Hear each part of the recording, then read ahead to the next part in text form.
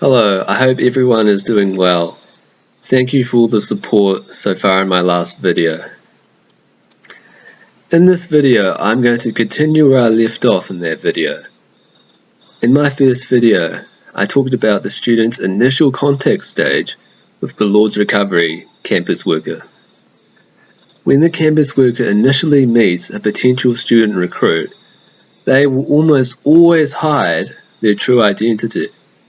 They will hide who they are, who they really are, what they read, and what they want from you. They will hide their true intentions and motives from the non-discerning college student, university student. They do this to protect themselves from any outside accusations, which almost always arise because there's been a lot of accusations against this cult. So they have to be really careful about how much information they initially give away to the student. Yeah, so the non-discerning university student will meet the Lord's Recovery campus worker.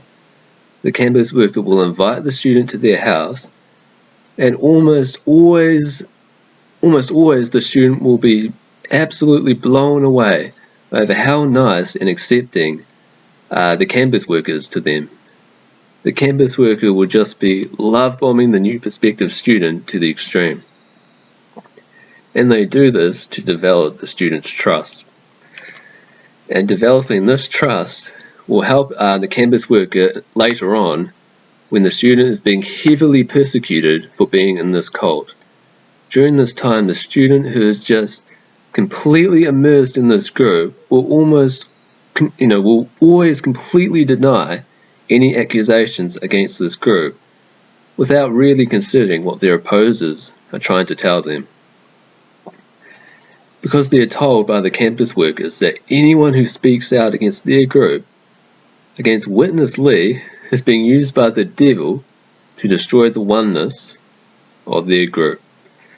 But their oneness is really just conformity and submission to Witness Lee's doctrines and regulations. Also, I'm sure a lot of you watching this video already know about their Recovery Version Bible. This is their own translation of the Bible with Witness Lee's footnotes.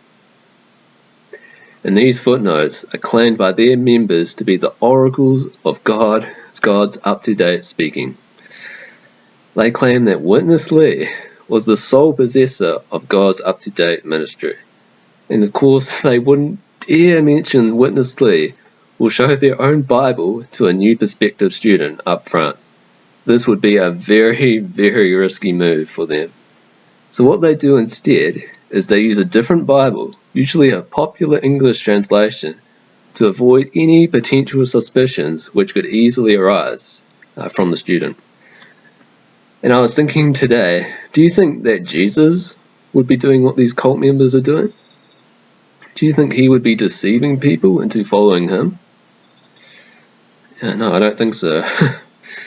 Okay, so when the campus worker is confident that they have gained the student's trust, they will often begin by either inviting them to a university campus meeting or a home meeting, or possibly even both. So a university campus meeting is a meeting for university students who have been contacted by a campus worker on the campus, or even outside of the campus. At this meeting, you will often have a range of campus workers, new prospective university students, church kids. Now, church kids are people who have grown up in the Lord's Recovery group, and you also might have some random Lord's Recovery visitors visiting the university campus. But inviting Lord's Recovery visitors could be a risky move if there's a lot of new prospective university students. And also there could be a couple of full-time training students. Now, full-time training is the Lord's Recovery Bible College, and often full-time training students, if they're in that locality, will attend the university campus meetings to shepherd these students into the cult. And that's actually what they're heavily trained to do at these Bible schools.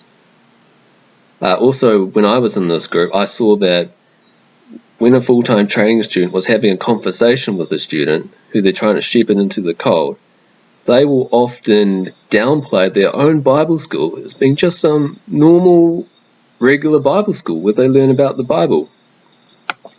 Just like the campus workers, the full-time training students have to be very careful about how much information they give away to the new prospective students. Okay, so I want to briefly mention that the Lord's Recovery University groups were originally called Christians on Campus Worldwide. So it used to be that all the university groups representing the Lord's Recovery cult were called Christians on Campus. But the Christians on Campus name received a lot of criticism for being a cult. So today, the majority of the Lord's Recovery University groups around the world have gone away from that name to avoid the scrutiny of being called a cult.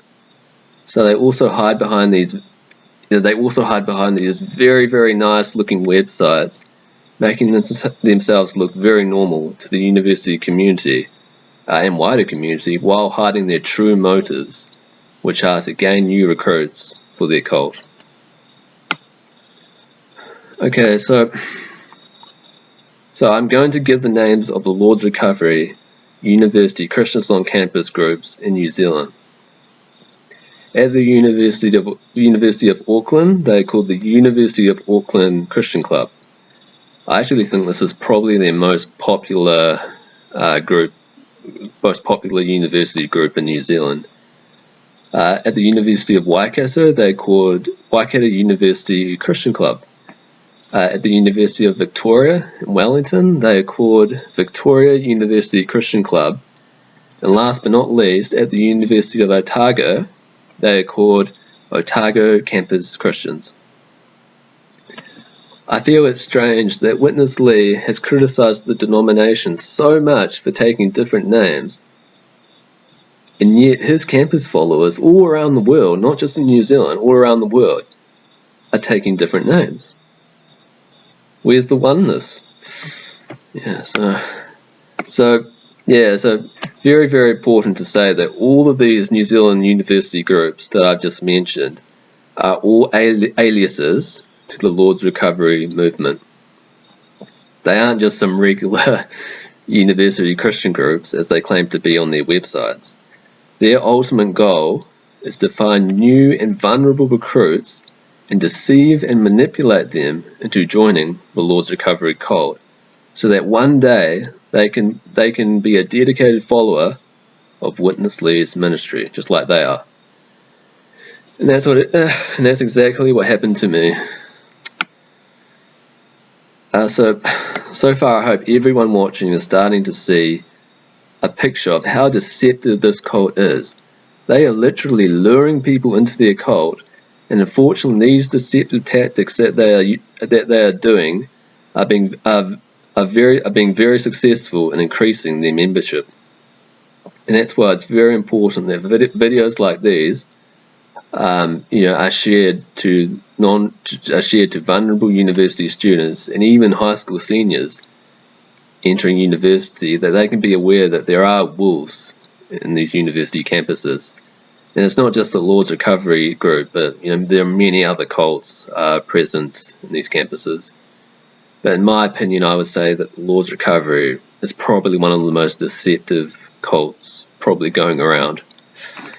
So far in both of my videos, I've talked about some of the initial deceptive tactics that they use to lure university students into joining the Christians on Campus movement.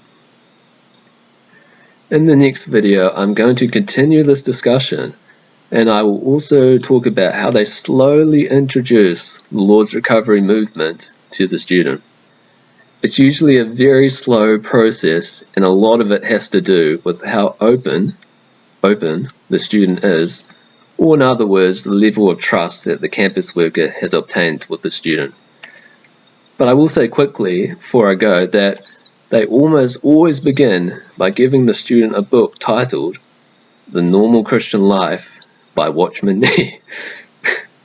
Okay, so I won't say anything more for now. I plan to do my next video in a couple of weeks, once these videos have settled down. Again, thank you, Brother Paul, for allowing me to speak on your channel. God bless.